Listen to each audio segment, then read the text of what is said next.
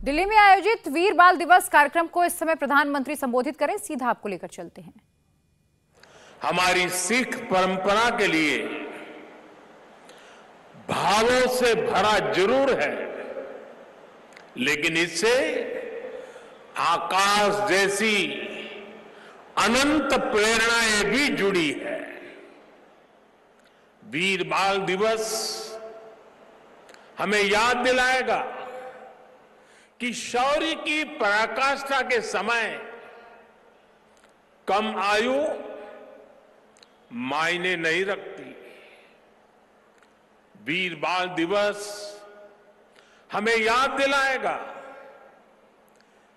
कि 10 गुरुओं का योगदान क्या है, देश के स्वाभिमान के लिए सिख परंपरा का बलिदान क्या है। वीर बाल दिवस हमें बताएगा कि भारत क्या है, भारत की पहचान क्या है। हर साल वीर बाल दिवस का ये पुण्य अवसर हमें अपने अतीत को पहचानने और आने वाले भविष्य का निर्माण करने की प्रेरणा देगा। भारत की युवा पीढ़ी का सामर्थ्य क्या है, भारत की युवा पीढ़ी ने कैसे अतीत में देश की रक्षा की है, मानवता के कितने घोर प्रघोर अंधकारों से हमारी युवा पीढ़ी ने भारत को बाहर निकाला है। बाल दिवस आने वाले दशकों और सदियों के लिए ये उद्घोष करेगा। मैं आज इस अवसर पर वीर साहिबजादों के चरणों में नमन करते हुए उन्हें कृतज्ञ श्रद्धांजलि अर्पित करता हूं। इसे मैं अपनी सरकार का सौभाग्य मानता हूं कि उसे आज 26 दिसंबर के दिन को वीर बाल दिवस के तौर पर घोषित करने का मौका मिला। मैं पिता दशमेश गुरु गोविंद सिंह जी और सभी गुरुओं के चरणों में भी भक्ति भाव से प्रणाम करता हूं। मैं मातृशक्ति की प्रतीक माता गुजरी के चरणों में भी अपना शीश झुकाता हूं। साथियों, विश्व का हजारों वर्षों का इतिहास क्रूरता के एक से एक खौफनाक अध्यायों से भरा है। इतिहास से लेकर किंवदंतियों तक हर क्रूर चेहरे के सामने महानायकों और महानायिकाओं के भी एक से एक महान चरित्र रहे हैं। लेकिन ये भी सच है कि चमकौर और सरहिंद के युद्ध में जो कुछ हुआ वो भूतो न भविष्यति था। ये अतीत हजारों वर्ष पुराना नहीं है कि समय के पहियों ने उसकी रेखाओं को धुंधला कर दिया। ये सब कुछ इसी देश की मिट्टी पर केवल 3 सदी पहले हुआ। एक और धार्मिक कट्टरता और उस कट्टरता में अंधी इतनी बड़ी मुगल सल्तनत, दूसरी ओर ज्ञान और तपस्या में तपे हुए हमारे गुरु, भारत के प्राचीन मानवीय मूल्यों को जीने वाली परंपरा, एक और आतंक की पराकाष्ठा, तो दूसरी ओर अध्यात्म का शीर्ष, एक और मजहबी उन्माद, तो दूसरी ओर सब में ईश्वर देखने वाली उदारता। और इस सब के बीच एक और लाखों की फौज, और दूसरी ओर अकेले होकर भी निडर खड़े गुरु के वीर साहबजादे। ये वीर साहबजादे किसी धमकी से डरे नहीं, किसी के सामने झुके नहीं।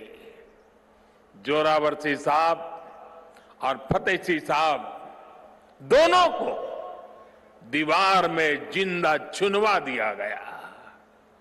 एक और नृशंसता ने अपनी सभी सीमाएं तोड़ दी, तो दूसरी ओर धैर्य, शौर्य, पराक्रम के भी सभी प्रतिमान टूट गए। साहिबजादा अजीत सिंह और साहिबजादा जुझार सिंह ने भी बहादुरी की वो मिसाल कायम की जो सदियों को प्रेरणा दे रही है। भाइयों और बहनों, जिस देश की विरासत ऐसी हो, जिसका इतिहास ऐसा हो, उसमें स्वाभाविक रूप से स्वाभिमान और आत्मविश्वास कूट कूट कर भरा होना चाहिए। लेकिन दुर्भाग्य से हमें इतिहास के नाम पर वो गढ़े हुए नैरेटिव बताए और पढ़ाए जाते रहे, जिनसे हमारे भीतर हीन भावना पैदा हो। बावजूद इसके हमारे समाज ने, हमारी परंपराओं ने इन गौरव गाथाओं को जीवंत रखा। साथियों, अगर हमें भारत को भविष्य में सफलता के शिखरों तक ले जाना है, तो हमें अतीत के संकुचित नजरियों से भी आजाद होना पड़ेगा। इसलिए आजादी के अमृत काल में देश ने गुलामी की मानसिकता के मुक्ति का प्रण फूंका है। वीर बाल दिवस देश के उन पंच प्राणों के लिए प्राणवायु की तरह है। साथियों, इतनी कम उम्र में साहबजादों के इस बलिदान में हमारे लिए एक और बड़ा उपदेश छिपा हुआ है। आप उस दौर की कल्पना करिए, औरंगजेब के आतंक के खिलाफ, भारत को बदलने के उसके मंसूबों के खिलाफ गुरु गोविंद सिंह जी पहाड़ की तरह खड़े थे। लेकिन जोरावर सिंह साहब और फतेह सिंह साहब जैसे कम उम्र के बालकों से औरंगजेब और उसकी सल्तनत की क्या दुश्मनी हो सकती थी। दो निर्दोष बालकों को दीवार में जिंदा चुनवाने जैसी दरिंदगी क्यों की गई? वो इसलिए क्योंकि औरंगजेब और उसके लोग गुरु गोविंद सिंह के बच्चों का धर्म तलवार के दम पर बदलना चाहते थे। जिस समाज में, जिस राष्ट्र में उसकी नई पीढ़ी जोर जुल्म के आगे घुटने टेक देती है, उसका आत्मविश्वास और भविष्य अपने आप मर जाता है। लेकिन भारत के वो बेटे, वो वीर बालक मौत से भी नहीं घबराए। वो दीवार में जिंदा चुन गए, लेकिन उन्होंने उन आतताई मंसूबों को हमेशा के लिए दफन कर दिया। यही किसी भी राष्ट्र के समर्थ युवा का सामर्थ्य होता है। युवा अपने साहस से समय की धारा को हमेशा के लिए मोड़ देता है। इसी संकल्प शक्ति के साथ आज भारत की युवा पीढ़ी भी देश को नई ऊंचाई पर ले जाने के लिए निकल पड़ी है। और इसलिए अब 26 दिसंबर को वीर बाल दिवस की भूमिका और भी अहम हो गई है। साथियों, सिख गुरु परंपरा केवल आस्था और आध्यात्म की परंपरा नहीं है, ये एक भारत श्रेष्ठ भारत के विचार का भी प्रेरणा पुंज है। हमारे पवित्र गुरु ग्रंथ साहब से बड़ा इसका उदाहरण और क्या हो सकता है। इसमें सिख गुरुओं के साथ साथ भारत के अलग अलग कोणों से 15 संतों और 14 रचनाकारों की वाणी समाहित है। इसी तरह आप गुरु गोविंद सिंह जी की जीवन यात्रा को भी देखिए। उनका जन्म पूर्वी भारत में पटना में हुआ।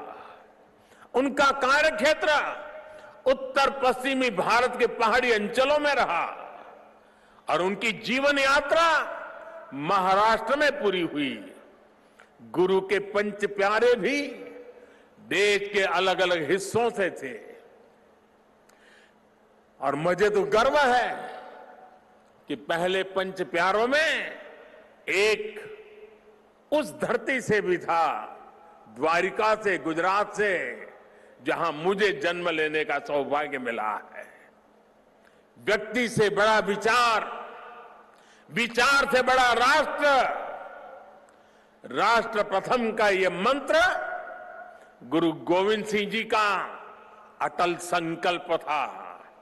जब वो बालक थे तो ये प्रश्न आया कि राष्ट्र धर्म की रक्षा के लिए बड़ी बलिदान की जरूरत है।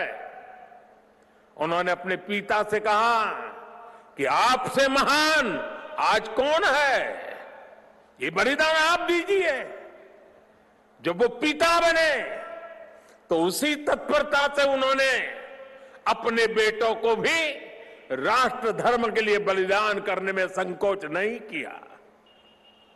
जब उनके बेटों का बलिदान हुआ तो उन्होंने अपनी संगत को देखकर कहा, 4 मुए तो क्या हुआ, जीवत कई हजार।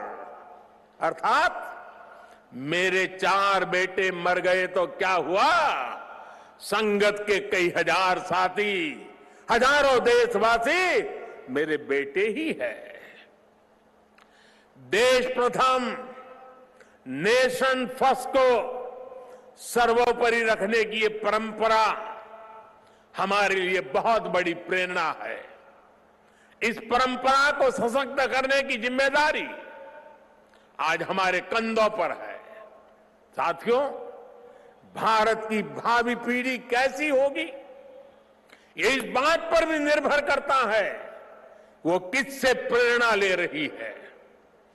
भारत की भावी पीढ़ी के लिए प्रेरणा का हर स्रोत इसी धरती पर है। कहा जाता है कि हमारे देश भारत का नाम जिस बालक भारत के नाम पर पड़ा वो सिंहों और दानवों तक संहार करके थकते नहीं थे। हम आज भी धर्म और भक्ति की बात करते हैं तो भक्तराज प्रहलाद को याद करते हैं। हम धैर्य और विवेक की बात करते हैं तो बालक ध्रुव का उदाहरण देते हैं। हम मृत्यु के देवता यमराज को भी अपने तप से प्रभावित कर लेने वाले नचिकेता को भी नमन करते हैं। जिस नेत्री नचिकेता ने बाल्यकाल में यमराज को पूछा था, व्हाट इज डेथ, मृत्यु क्या होता है। हम बाल राम के ज्ञान से लेकर उनके शौर्य तक, वशिष्ठ के आश्रम से लेकर विश्वामित्र के आश्रम तक, उनके जीवन में हम पग पग पर आदर्श देखते हैं। प्रभु राम के बेटे लवकुश की कहानी भी हर मां अपने बच्चों को सुनाती है। श्री कृष्ण भी हमें जब याद आते हैं तो सबसे पहले कान्हा की वो छवि याद आती है जिनकी बंशी में प्रेम के स्वर भी है और वो बड़े बड़े राक्षसों का संहार भी करते हैं। उस पौराणिक युग से लेकर आधुनिक काल तक वीर बालक बालिकाएं भारत की परंपरा का प्रतिबिंब रहे हैं। लेकिन साथियों, आज एक सच्चाई भी मैं देश के सामने दोहराना चाहता हूं। साहबजादों ने इतना बड़ा बलिदान और त्याग किया, अपना जीवन न्यौछावर कर दिया, लेकिन आज की पीढ़ी के बच्चों को पूछेंगे तो उनमें से ज्यादातर को उनके बारे में पता ही नहीं है। दुनिया के किसी देश में ऐसा नहीं होता है कि इतनी बड़ी शौर्य गाथा को इस तरह भुला दिया जाए। मैं आज के इस पावन दिन इस चर्चा में नहीं जाऊंगा कि पहले हमारे यहां क्यों वीर बाल दिवस का विचार तक नहीं आया, लेकिन ये जरूर कहूंगा कि अब नया भारत दशकों पहले हुई एक पुरानी भूल को सुधार रहा है। किसी भी राष्ट्र की पहचान उसके सिद्धांतों, मूल्यों और आदर्शों से होती है। हमने इतिहास में देखा है, जब किसी राष्ट्र के मूल्य बदल जाते हैं तो कुछ ही समय में उसका भविष्य भी बदल जाता है।